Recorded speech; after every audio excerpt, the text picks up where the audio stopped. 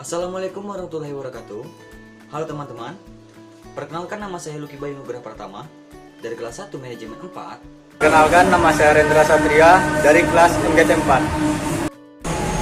Perkenalkan, nama saya Sumawiya Abdi, Prodi Manajemen kelas 4 Manajemen. Perkenalkan, nama saya Nur Azizah dari kelas Manajemen 4. Perkenalkan, nama saya Rizky Amelia Putri dari kelas A MGT 4 Universitas Muhammadiyah Riau. Kami di sini sebagai kelompok 1 akan membahas teori tentang perilaku konsumen. Untuk materi pertama akan disampaikan oleh teman saya, yaitu Rizky Amelia. Saya ingin mewawancarai salah satu pelanggan yang ada di pondok sate ini. Saya ingin sedikit bertanya, bagaimana pengalaman kakak membeli sate di pondok sate ini? Oh iya, nama kakak siapa ya? Nama saya Dinda. Apa yang membuat kakak datang untuk berbelanja sate di pondok ini?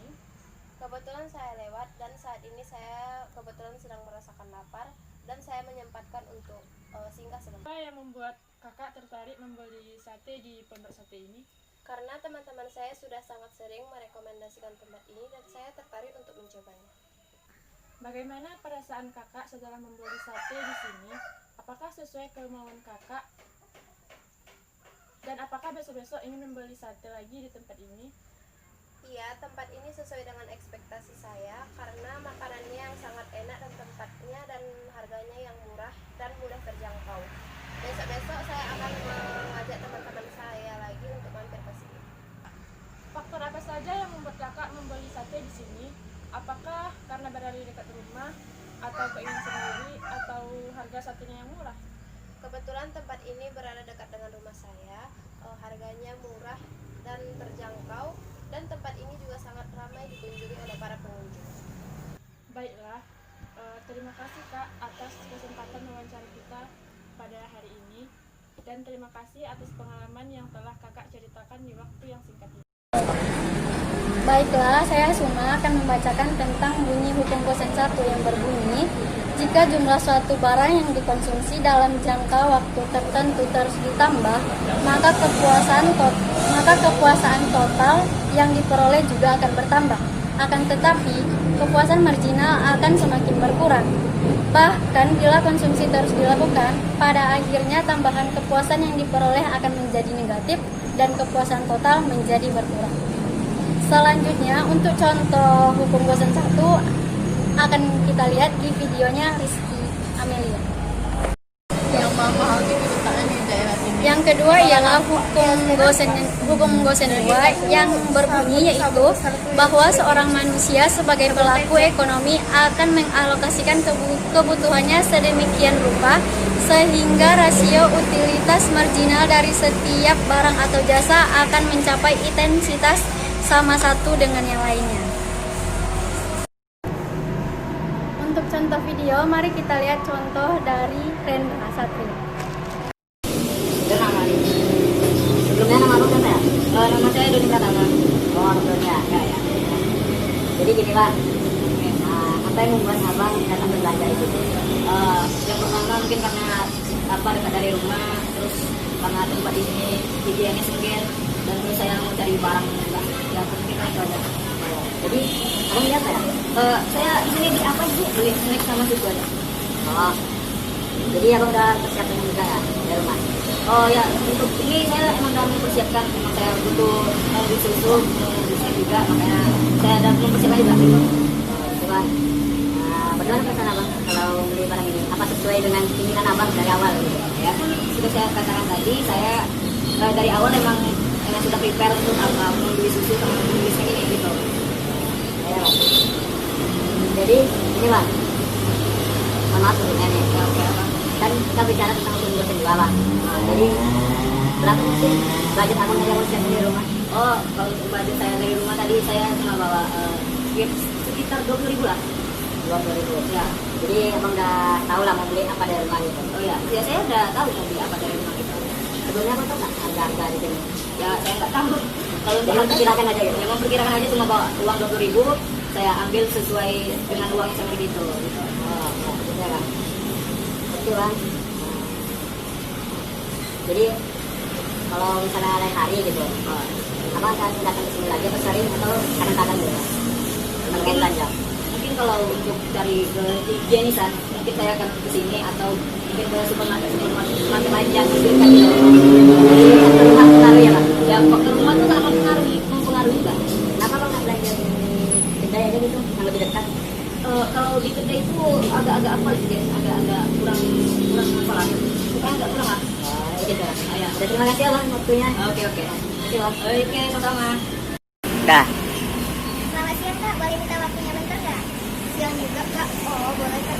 Kalau boleh tahu buat apa ya? Kak, jadi gini Kak, kami kan ada tugas nih, ini mewawancarai perilaku konsumen dalam hukum Kotler. Oh, hukum Kotler itu apa ya Kak? Hukum Kotler di sini itu adalah studi individu, kelompok atau organisasi dalam memuaskan kebutuhan dan keinginan mereka Kak.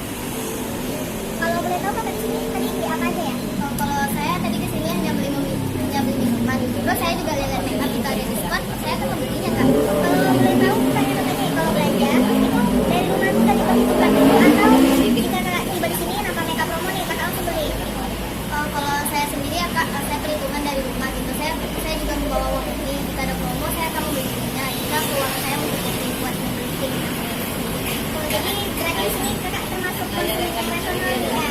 Nasional tuh apalagi Kak, konsumen nasional tuh di sini misalnya Kakak nih belanja, Kakak tuh memilih barang tuh memang sesuai kebutuhannya aja, bukan sekedar keinginan gitu.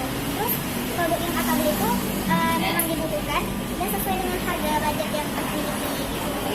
Kakak membeli produk itu nggak hanya sesuai dengan niatnya aja, tapi sesuai dengan kebutuhannya juga. Di sini juga ada nih Kak yang konsumen irasional. Kamu mau apa nggak konsumen irasional itu apa? Kalau konsumen yang irasional ini, misalnya nih Kakak mau belanja, Kakak itu nggak mikir-mikir dulu uangnya berapa, terus itu dibutuhkan atau enggaknya gitu. Dan Kakak lebih cenderung memilih barang yang berdasarkan mereknya aja, bukan sesuai dengan kegunaannya. Tapi Kak, kalau menurut saya pribadi, sah-sah aja jika orang itu membeli kebutuhan sesuai dengan keinginan, asalkan pendapatannya lebih besar dari pengeluarannya. Jadi bisa disimpulkan di sini kalau sesuai dengan prinsipnya Kakak itu belanja boleh sesuai keinginan, asalkan uang yang pendapatan Kakak itu lebih besar daripada pengeluarannya gitu ya. Baiklah, makasih ya Kak atas waktunya. Sama-sama Kak. Kesimpulan dari teori ini adalah perilaku konsumen adalah proses pengambilan keputusan dan kegiatan fisik yang semuanya ini melibatkan individu dalam menilai, mendapatkan, menggunakan, atau mengabaikan barang-barang dan jasa-jasa. Banyak faktor yang mempengaruhi perilaku konsumen. Di antaranya, faktor sosial, psikologis, dan faktor marketing strategi.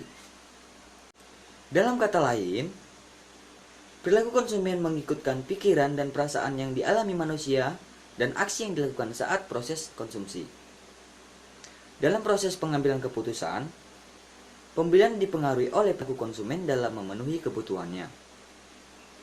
Perilaku konsumen sangatlah berpengaruh dalam keputusan pembelian suatu produk. Salah satu faktor yang penting untuk pengetahuan perilaku konsumen adalah dengan mempelajari faktor psikologis dari konsumen. Pengambilan keputusan konsumen merupakan proses pengintegrasian yang mengkombinasikan pengetahuan untuk mengevaluasi dua atau lebih perilaku alternatif dan memilih salah satu di antaranya. Baiklah, itulah tadi pembahasan dari kelompok kami tentang teori perilaku konsumen. Saya di sini mewakili teman-teman saya. Apabila ada kesalahan dalam kata atau perilaku, kami mohon maaf yang sebesar-besarnya. Kami akhiri, wabillahi taufiq wal hidayah, wassalamualaikum warahmatullahi wabarakatuh.